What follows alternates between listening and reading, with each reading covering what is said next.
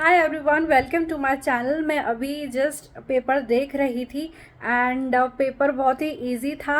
Smart choices करने का मैं हमेशा ही बोलती हूँ, तो कुछ क्वेश्चंस ट्रिकी थे। अगर आपने उसको अवॉइड कर दिया होगा, चॉइसेस तो थी आपके पास, तो आपका पेपर अच्छा गया होगा। और जनरली भी मुझे लगता है कि इजी ही था पेपर, एक दो क्वेश्चन ट्रिकी थे।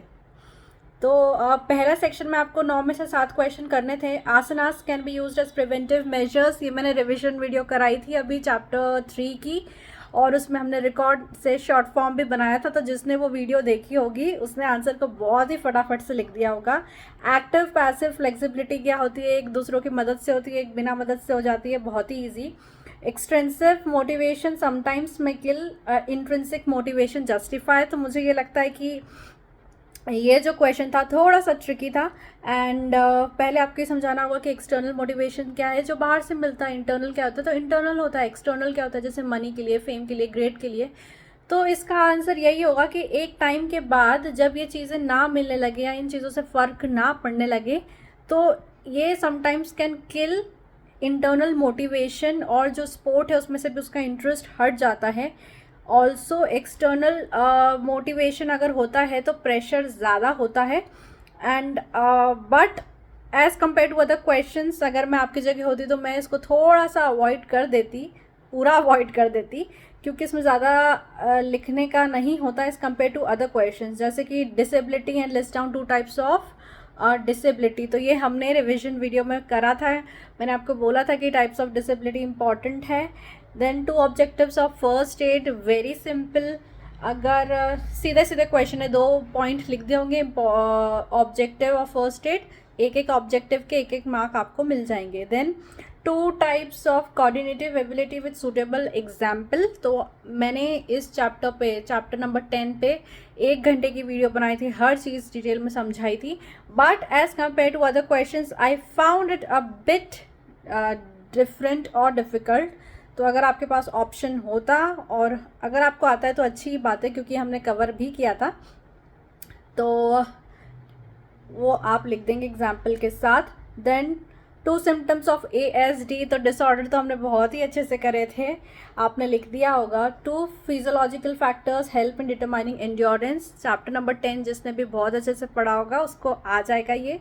देन 4 कॉजेज ऑफ ODD, तो ODD आ गया, ASD आ गया, तो जिसने ये लिख दिया होगा, पढ़ा होगा, उसने अच्छे से लिख दिया होगा। तो इसमें इस वाले सेक्शन में एक तो एक्सटर्नल मोटिवेशन समटाइम्स में के लिए इंट्रिंसिक मोटिवेशन थोड़ा सा ट्रिकी था, और coordinative ability with suitable example. तो इस चैनल पे जिन स्टूडेंट्स ने पढ़ा है, मुझे लगता है उन्होंने ये थर्ड क्वेश्चन को छोड़ा होगा। बट छोड़ा होगा मतलब चूज़ नहीं किया होगा, क्योंकि ऑप्शन तो था ही आपके पास। इस सेक्शन में से आप 9 में से 7 क्वेश्चन करने थे आपको, राइट।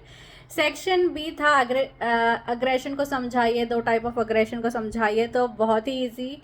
देन डिसेबिलिटी एटिकेट्स क्या होते हैं, यानी जब हम डिसेबल्ड स्टूडेंट्स या डिसेबल्ड बच्चों से बात करते हैं तो हमें किन किन चीज़ों का ध्यान रखना है, आपने लिख ही दिया होगा। 4 डिसेबिलिटी एटिकेट्स आपने बहुत अच्छे से लिख दिए होंगे। उसके बाद डायग्राम से एक्सप्लेन करिए बोन इंजुरी को, और टाइप्स ऑफ बोन इंजुरी। तो टाइप्स ऑफ बोन इंजुरी हमने पढ़ा है, और अगर आपने उस वीडियो को अच्छे से देखा होगा तो मैंने सारी ही बोन्स के फ़ोटोज़ वगैरह भी लगाए थे, सब कुछ लगाया था। अगर आपने अच्छे से पढ़ा होगा उसको तो आपने इसको लिख दिया होगा।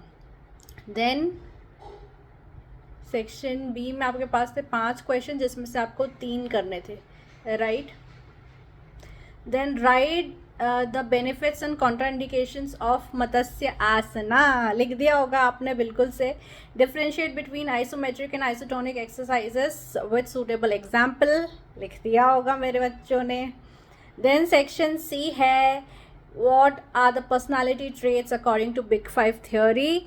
तो ये हमने रिविजन में मैंने शॉर्ट क्लिप डाली थी सिर्फ इसी वीडियो की, अगर आपने वो देखा होगा, हमने इसका रिविजन भी किया था, आपने लिख दिया होगा। Discuss in detail 2 long term and 2 short term effects of exercise on cardio respiratory system. तो हमने कार्डियो मस्कुलर सिस्टम का रिविजन किया था, बट ठीक है, कार्डियो रेस्पिरेटरी आ गया तो आप ऑप्शन था आपके पास छोड़ने का। Then endurance and discuss the methods of endurance development, लिख दिया होगा आपने। ओबेसिटी आपने बता दी होगी, डायग्राम और आसनास के साथ आपने उसको समझा दिया होगा। तो आई होप जिन स्टूडेंट्स ने इस चैनल से पढ़ा है, स्पेशली चैप्टर नंबर 10, क्योंकि चैप्टर नंबर 10 को मैंने आराम से धीरे धीरे 1 घंटे की वीडियो में समझाया था, क्योंकि उसमें से क्वेश्चंस आते हैं, वो चैप्टर इंपॉर्टेंट था। एंड आई होप कि जिन स्टूडेंट्स ने इस चैनल से पढ़ा होगा, उनका जो पेपर है वो बहुत ही अच्छा गया होगा। आपका जो भी रिव्यू है आप मुझे कमेंट सेक्शन में ज़रूर बताइएगा, और मैं सारे ही 12th स्टैंडर्ड के जो बच्चे हैं, जो स्टूडेंट्स हैं, उनको उनके फ्यूचर के लिए बहुत सारी विशेस और प्यार देती हूँ। Thank you.